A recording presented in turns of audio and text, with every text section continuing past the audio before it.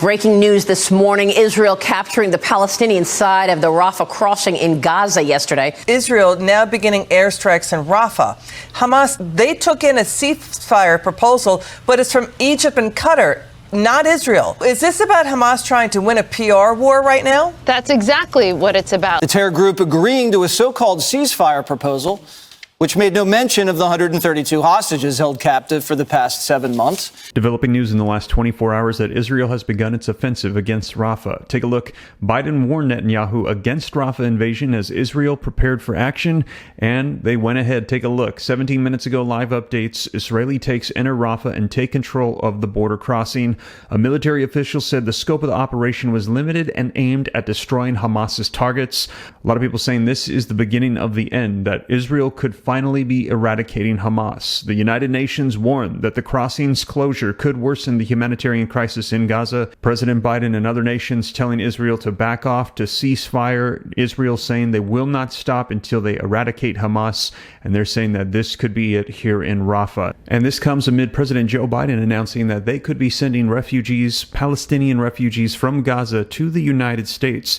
Now stick around to the end for some more updates on that as well. Now I'm going to be sharing with you the latest video updates and also the latest news pouring out on this, as a lot developing on these attacks taking place in the last 24 hours. Now, before we dive in, do me a quick favor. If you appreciate the updates, take a quick second, hit the like button for me, subscribe to stay up to date. I'll keep you up to speed on everything going on. But with that being said, let's go ahead and dive right in and get you caught up on the latest. Now, we're going to take a look at the video footage here in just a second, but here's the latest developments. Israel's military said on Tuesday today that it had sent tanks into Rafah and established control over the Gaza side of the border crossing with Egypt in what is called a limited operation. The move halted the flow of aid into the enclave, drawing immediate condemnation from international officials. The military said the incursion was aimed at destroying Hamas's fighters and infrastructure in Rafah that were used in an attack that ended the lives of 4 Israeli soldiers over the weekend near the Karim Shalom border crossing. It did not appear to be the long-promised full-ground invasion of Rafah, which Israel's allies have been working to avert by pushing for a ceasefire deal. It came after dizzying days that saw Israel's order of people to evacuate parts of the city. Hamas claims that it had accepted the terms of a ceasefire, followed by an announcement by Israel's military that it was carrying out target strikes in eastern Rafah. And as you're going to be seeing here in just a second, that is not the case.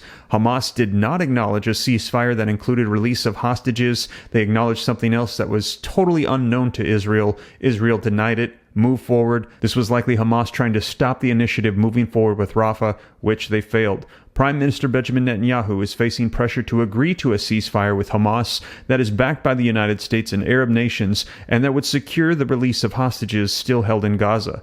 Analysts say Israel's actions in Rafah could either ratchet up the pressure on Hamas to make a deal or sabotage the talks. But the Israeli leaders sounded defiant on Tuesday, saying that Hamas's positive response to a ceasefire proposal the previous day was meant to torpedo troops' entry into Rafah. So they're saying they did not fall for it. They are moving forward. They will be ending Hamas. They have not received a real ceasefire peace agreement from Hamas at this time, so they're moving forward with the initiative. Now, let's go ahead and take a look at some of the video footage so you can see the latest. Morgan Ortegas. Morgan, it's good to see you again. Okay, let's get the update on what's going on with Israel now beginning airstrikes in Rafah. Hamas terrorists, they took in a ceasefire proposal, but it's from Egypt and Qatar, not Israel.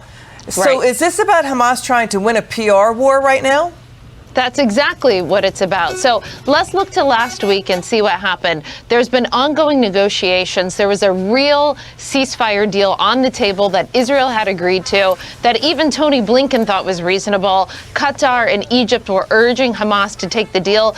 They did not take the deal last week. Additionally, you saw over the weekend, you actually saw Hamas, 4 Israeli soldiers, while they were trying to rocket a convoy of aid trying to get into the Palestinians.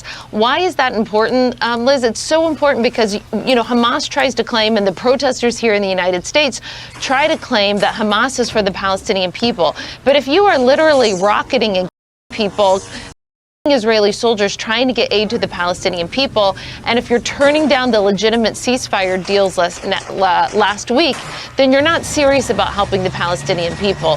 So Israel, I think, has had enough. They're fed up. They promised the Israeli people that they would defeat Hamas militarily and go into Rafah. I think it's long overdue. I wrote about a month ago that they should ignore Biden and go into Rafah and finish Hamas. Welcome back. Breaking news this morning. Israel capturing the Palestinian side of the Rafah crossing in Gaza yesterday. Tanks moved in, rejecting Hamas's ceasefire deal. Now, Hamas announced yesterday that it has accepted a ceasefire deal Monday afternoon. But Israel says what they are accepting is far from meeting Israel's demands. Israel sending a delegation to Cairo, where the talks are resuming today. The U.S. and the U.N. remain opposed to the ground operation in Rafah. Fox News' White House correspondent Jackie Heinrich pressed National Security Communications Advisor John Kirby for more. Watch this. Noting everything that you've said about the concerns expressed by the U.S. about the risk to Palestinians in Gaza with a full-scale operation, is the U.S. still aligned with Israel in its intention to eliminate the terrorist threat posed by Hamas? Of course. You're not going to eliminate an ideology through military operations.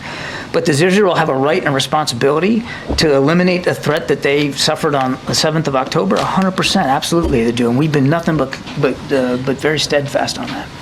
Joining me now is Texas Congressman Keith Self. He is a member of both the Veterans Affairs and Foreign Affairs committees. He's also a retired Army Special Forces Lieutenant Colonel himself. Congressman, it's good to see you. Thanks very much for being here, and thank you for your wonderful service to this great nation. What is your assessment of the war today? Well, Netanyahu has been very clear. They are going to destroy the infrastructure of Hamas. President Biden has put obstacles in their way, even announced he wasn't going to ship some weapons to them. But Netanyahu and the Israeli people are committed to this. You talk about forever wars, Maria, 48, 56, 67, 73, Intifada 1, Intifada 2. Israel wants to stop these forever wars that they're having to fight. Yeah, how will that happen, though? Well, they've got the battalions of Hamas in Rafah, and when they destroy that, then we can step back and see who governs Gaza. But I will tell you, if you want to give a better life to Palestinians in Gaza, then we want to make sure that the aid that goes in there actually gets to the Palestinians. It doesn't go to build Hamas tunnels to attack Israel. It doesn't go to data centers underneath the UN offices. How would you characterize the White House's support for Israel right now in its efforts? I would characterize it as they are trying to give them enough not to lose, but not enough to win. We need to be getting them all the weapons that they need so they can finish the job. We do not need to be telling a sovereign nation that they're not going to defend themselves against Hamas. Yeah, the Wall Street Journal wrote about this as well, an op-ed just this week on the message that the U.S. sends with the bad weapons. Why would the U.S. not give them everything it needs? Because President Biden is playing to the pro-Hamas voters in Michigan and other places. It's very simple. This is a campaign tactic by President Biden. I mean, that's pretty extraordinary, wouldn't you say? It's very extraordinary. Israel is our single democratic ally in the Middle East, one of our strongest allies in the world. We need to be standing strong with them so that they don't have to continue to fight these forever wars against people that come in and live stream it to the world. That is unconscionable. So there you have it. A lot developing in the last 24 hours. Let me know your thoughts in the comments down below. Now, this comes as also we've heard that President Joe Biden could be sending over refugees, Palestinians from Gaza to the United States for permanent residency. Now, to get the latest on that, be sure to check out this video right here next and let me know your thoughts in the comments down below. A lot of people saying this could be a major risk to the people of the United States, as they would have a difficult time vetting who is actually a refugee and who is potentially a member of Hamas trying to sneak into the United States to wreak havoc. Let me know your thoughts. But that is the latest, you guys. I'll be sure to keep you up to date. Check out this video right here next, and I'll catch you in the next one. Take care. God bless. This is Steve.